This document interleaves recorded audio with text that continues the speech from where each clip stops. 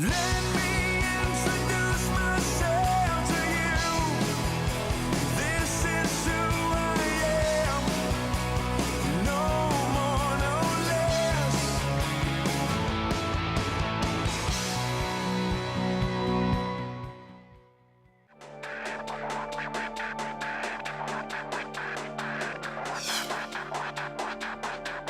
God bless us, everyone. We were broken people living under loaded gun.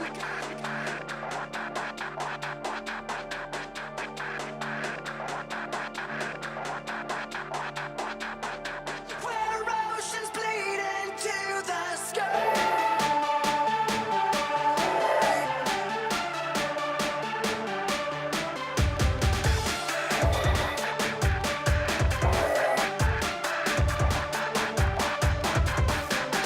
God save us, everyone. Will we burn inside the fires of 1,000 suns? Our role is to go out and make a difference, and to be a difference, and to serve in our communities, rather than saying, what can the community do for us, or how can the community come in and make our churches bigger. We want to give out. Everyone, will we burn inside the fires of 1,000 suns? For the sins of our hand, the sins of our tongue, the sins of our father, the sins of our young.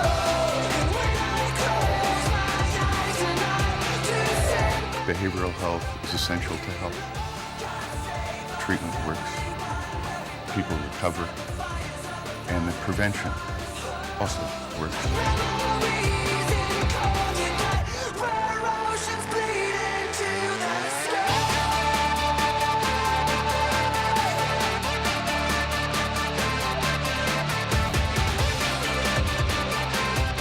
Welcome to Seeing the Need, Finding the Solution. We're talking about Mental Health 2013, focusing on mental health first aid in Arizona and a whole lot of other topics that fall underneath the umbrella of mental health, specifically for people who suffer from a mental illness or co-occurring disorder as well. As you know, the last show, if you had a chance to catch it, which was a dynamite show with Crisis Response Network, Ms. Suzanne Rabideau, Taros, Dr. Manuel Medina, and is also La Frontera Impact Suicide Prevention. What we wanted to do with this campaign is partner with a number of provider network organizations, agencies, regional behavioral health authorities, state officials, and make this a statewide campaign to try to implement the aspect of mental illness or mental health first aid in areas that don't get that education and training, with a lot of goals behind that. And today we have some special guests with us from Cenpatico, which is Regional Behavioral Health Authority, has a huge scope of services and responsibility in the valley as well. We have Sheina Yellowhair, which is Tribal Liaison for Cenpatico. Welcome. Thank you. And we also have Ashley. Ashley Powell, you are and I always get this right, what is LMSW, number one? Licensed Master of Social Work. And DBH is? Doctor of Behavioral Health. So she's got like a whole bunch of degrees. Okay? So with that in mind, you've been with Cenpatico for about 5 years. Right. So tell us a little bit about Cenpatico. Cenpatico has been the REBA for 4 counties in Arizona since 2005, and then we've acquired another 4 counties in 2010. So we are the Regional Behavioral Health Authority for those counties, and we manage the behavioral health and substance abuse services for Medicaid eligible persons in those counties. Now for the person that comes in from, say, Toronto or Idaho to Arizona and doesn't know what we're talking about, is just here on vacation, what is Medicaid services? Services for low-income populations. For the what? Low-income populations. Okay, so you service people that are really in a place where they need help. They don't have money for insurance and they need services in that area. So it's behavioral health services, services for people who suffer from a mental illness across the kind of board. 8 counties is it total? Yes. 8 counties, wow. That's a large area. Very large. So how, if you look at Arizona, how far is that scope reach? I mean, reference demographically. It is pretty much the southern half of Arizona minus Maricopa and Pima County. Wow, it's a lot of area. Yeah. So your job as a tribal liaison is to what?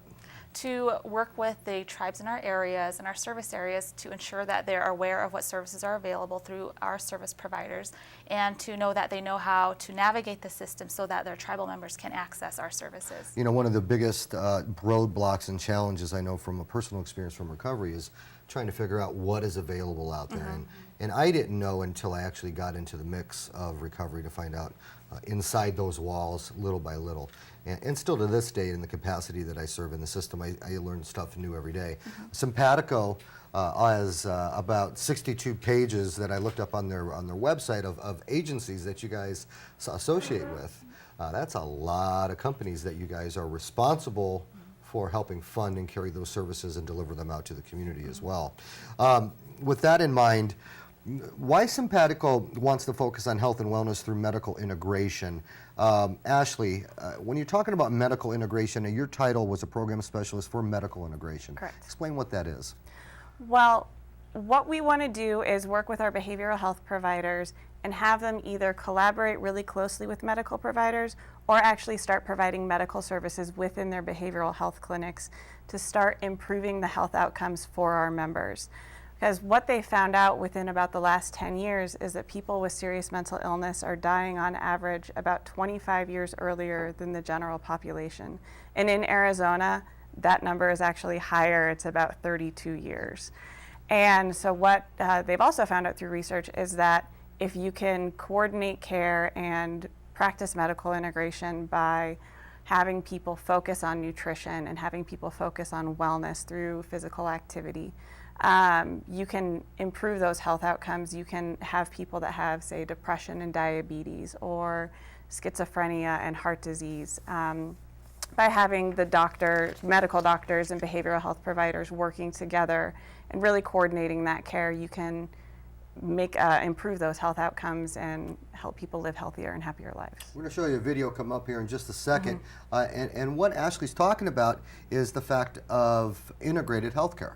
And what that means is, historically, mental health services were provided here, nutrition over here, physical over here, and what a lot of agencies are trying to do, and what Cenpatico is doing or has done, is try to integrate those all together so the whole person can be treated all in one area. Go ahead and take a look at this video, and we'll show you a little bit about Cenpatico. Good job. That was exhausting. I really can see some mentorship happening, some connections being made, like a teenager playing a board game with a 6-year-old. Kids who maybe were looking for a big brother, big sister, and now they have a place where they could go and find that relationship and be in a safe environment and have it be fun. Pretty fun thing, at least. What do you think? Amazing. That was Really, Melinda, this is phase 1. This is just the beginning of where we expect to take this entire campus. the part of my job that I love the most is that I get to work with people to find solutions. I get to sit down and talk about what does this particular community need, and then how can we as community partners make it happen. Cenpatico will be working with Betty to make her vision happen. We will help her accomplish what she needs to improve the lives of the people in San Manuel.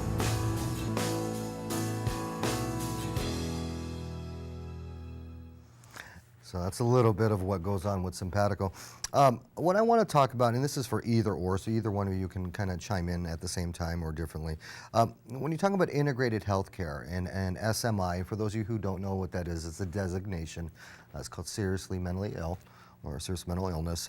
When we're dealing with that and comorbid conditions, how does that improve the health outcomes? I mean, what is some of the things that improve that for that population? Through medical integration, what, like you said a minute ago, what has happened historically is that behavioral health services happen in one place and medical services happen in another.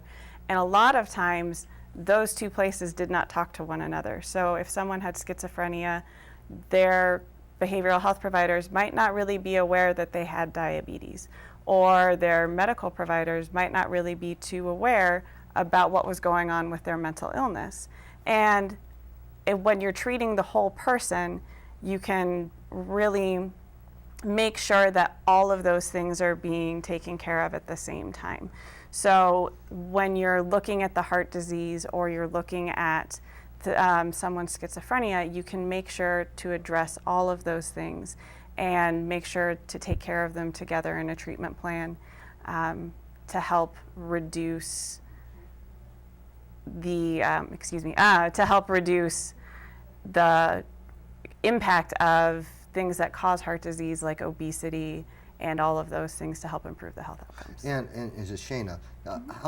How difficult is that integrating that with the tribal and the native reservations where maybe coming in as an outsider or establishing even new clinics? I know you guys have a great reinvestment type of aspect that you guys give back to the community as well, but how is it received well? Is it a challenge being able to mix everything with that? What is your experience? I think the key to our working collaboratively with the tribes is to establish letters of agreement with the tribes. And we've gotten authorization from the tribal councils to work with their tribes and with their departments and to really build those relationships with our tribes so that we can work on those types of projects. But tribes vary greatly from area to area. So some may have an Indian Health Service clinic already in place. They may have their own tribal behavioral health clinics in place. So really it's assessing what is currently there in the community and supplementing those services and rather than replacing them. So that's what we do with each of the areas that we are in. So outreach must be very big in your area, especially in that aspect. So do you have outreach teams that are either agency related or REBA or Regional Behavioral Health Authority? How does that work with your outreach? We do. In Cenpatico, we have a whole outreach team that works within the community. They are our community connection specialist, and they work in each of our areas. And then there's me that works with specifically with the tribes. We talked a little earlier on another show with Dr. Medina and obviously linguistic aspects of being able to relate to clients and people and that suffer from anything, to be honest with you. But how is the language barrier in geographical areas, how does that play a role in your services that you deliver? A lot of our areas are very rural, including the tribal reservations. And a lot of the population in those tribes are older folks who may only speak the language of their tribes. And how we've overcome that is that we've established a support line called the Tribal Warm Line that utilizes persons, we've employed persons that are members of those communities and speak the language to be on that line and offer support, over the phone support for any tribal members that are needing support and wanting to speak in their own language. As kick back to Ashley, I always try to get a question that's not on the sheet as well. I used to work in the field, and I always love to know what the heartstrings are of the people behind that do stuff. For you, if you had one message, and I'm going to tell you to look at that camera here in a second, that you would tell anybody watching, if you had one wish to tell them or one thing you would love to have them know, what would it be to the person who still suffers out there? That is the type of clientele that you serve. Okay. It would just be that you can get help, and there are people out there that really want to make things better. And as far as receiving medically integrated services, the idea is, like I've said before, is to treat the whole person. So if you've gone to places before where you don't really feel like someone understands you, or you're not really getting the services that you need through this new type of treatment, this new concept of treatment, I should say, hopefully that can change and you can get the help that you need. And Sheina, for the person that is of Native American descent, that is sitting there on a reservation or hasn't made the phone call yet, doesn't know what's out there, real quickly, what would you tell them? I would say that don't be afraid to get the help that you need, that we are here to help you, and we have set up different avenues and mechanisms for you to access services and to help you understand services, and the help is there for you. Just don't be afraid to pick up the phone or go into that office, regardless of what community members may think or others may think. Just go and get the help. It's Cenpaticoaz.com. The information up on your screen. Again, Cenpaticoaz.com, 866-495-6738. If you need an assistance for yourself or a friend, please log on to that, get some information, or make the phone call. We'll be back after this break with some new guests. Thanks. Introduce myself to you. This is who I am. No more, no less.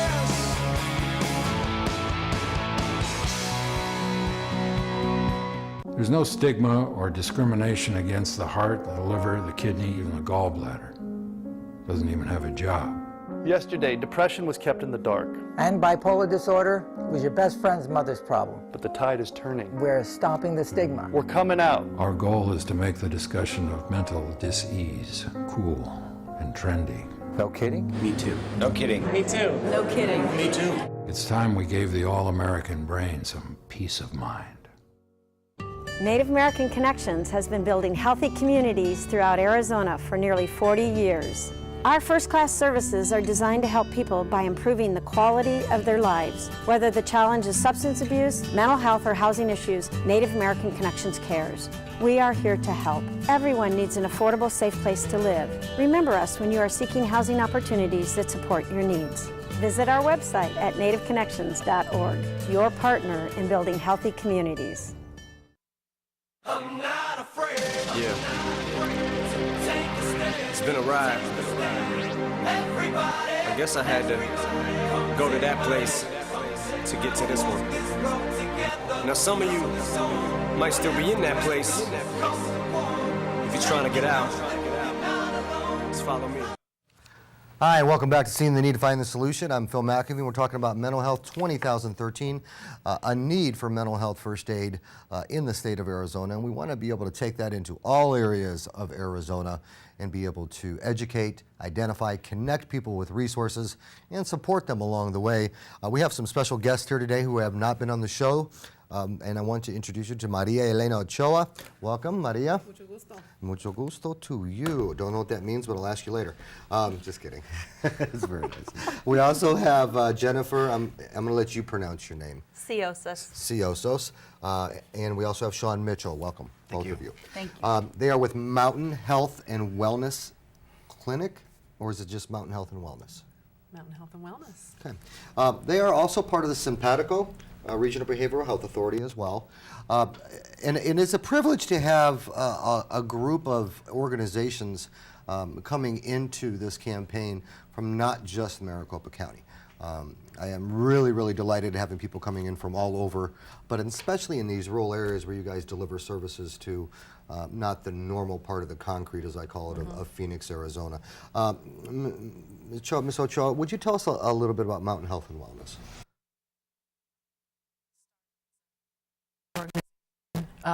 We've been doing behavioral health for just about 30 years.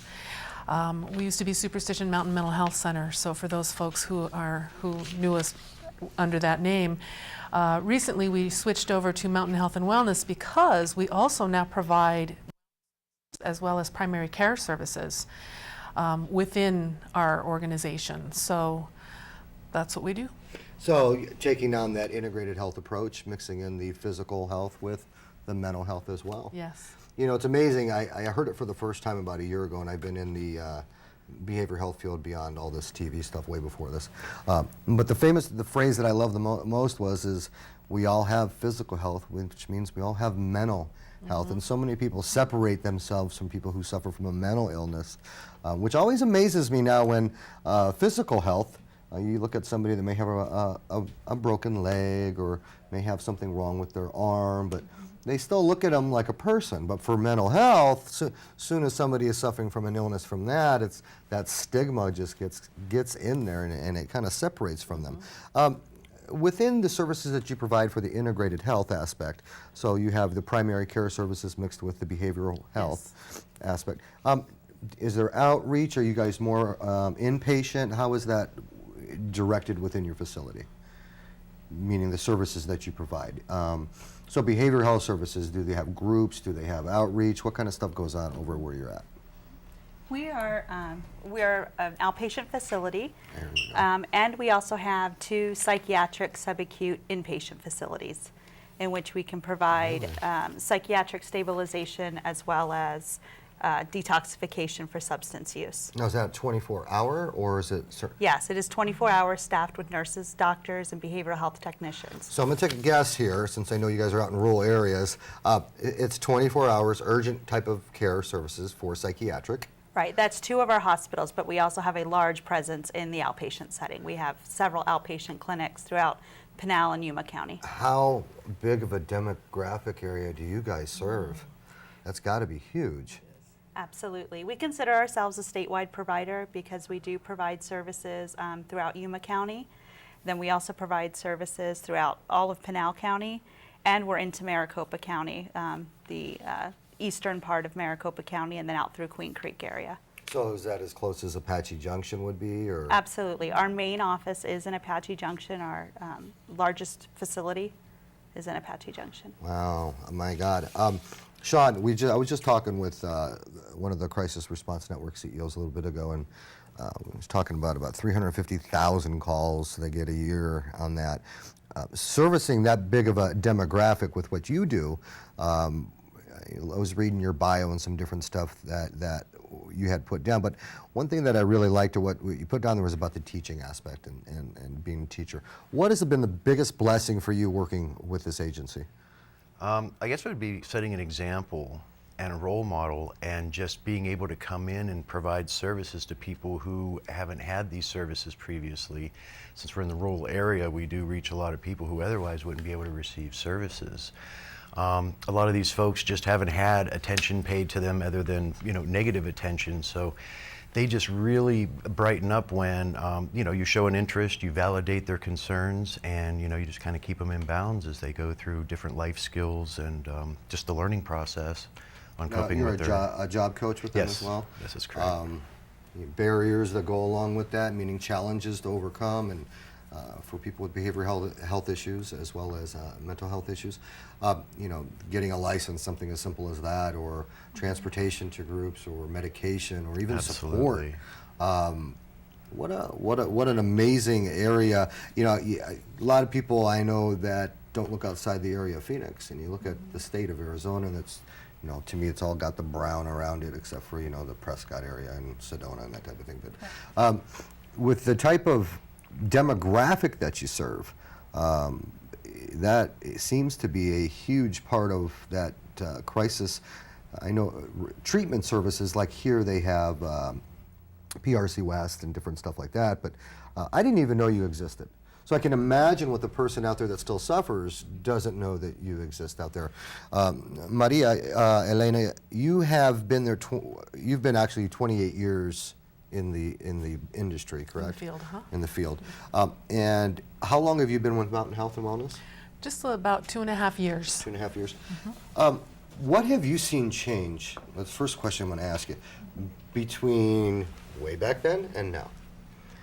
Oh my goodness. The most impactful thing would be?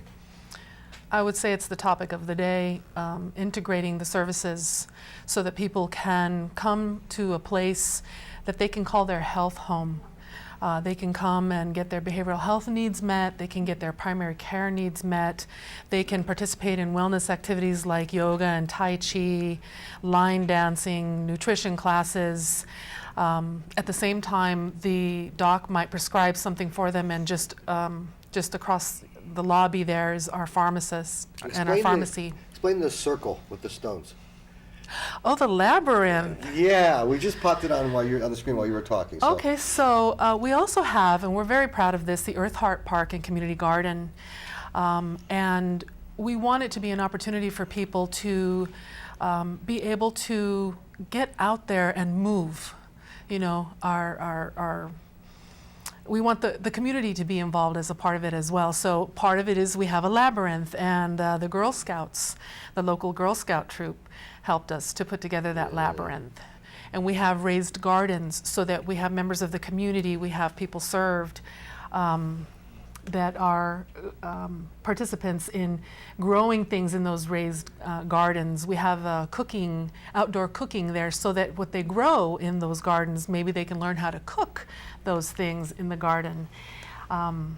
We also have an amphitheater, so that if there are classes that can be taught or entertainment that provides a learning opportunity, we can do that in the Earth Heart Park and Community Garden. What you're looking at there is one of the rooms that are the waiting rooms, especially for youth and children. We have murals that make the place more child-friendly, and there are toys, and you can see there that we have the pharmacy there that's available for folks, so they won't have to go somewhere else. They won't have to wait for their medications. Now, your services treat age group from? What age to what age? Lifespan. Lifespan. Jennifer, the Chief of Clinical Operations and Interim CEO, correct? This is the hardest question I always ask CEOs, and I always do this on purpose, so just so you guys know. For you, CEO aside, clinical, administrative stuff aside, why do you do what you do?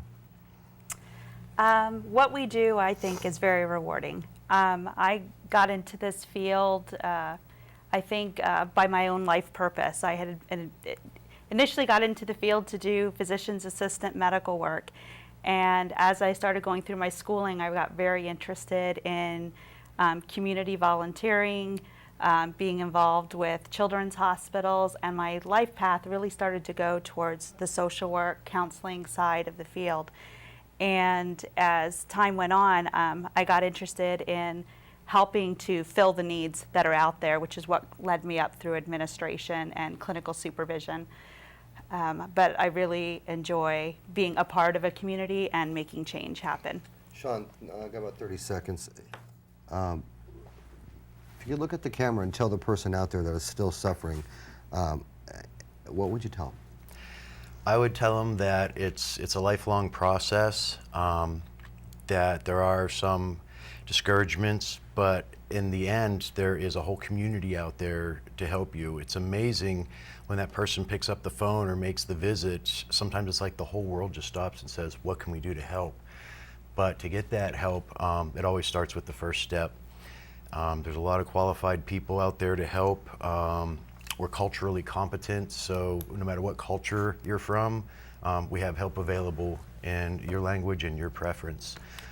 And Maria, for you, real quick, if you could tell with all the years experience you have, that's got to be a lot of heartfelt moments that you've seen over the years and being able to serve within the scope of services. What would you tell, the family out there that has not yet known that there are services that are in your area? What would you tell them? I mean, close to your heart, what would you want to express to them from your experience? Real quick. Well, to piggyback on what Shawn said, there are services out there. Regardless of your circumstances, regardless of the condition that you're in, regardless of your level of ability, I don't like to say disability, we can all be contributing members of our community, and with some help, we can really make our community a better place and be a part of it, and that's really what drives me. This is Mountain Health and Wellness. This is Maria Elena Ochoa. This is Jennifer Siozos. This is Shawn Mitchell.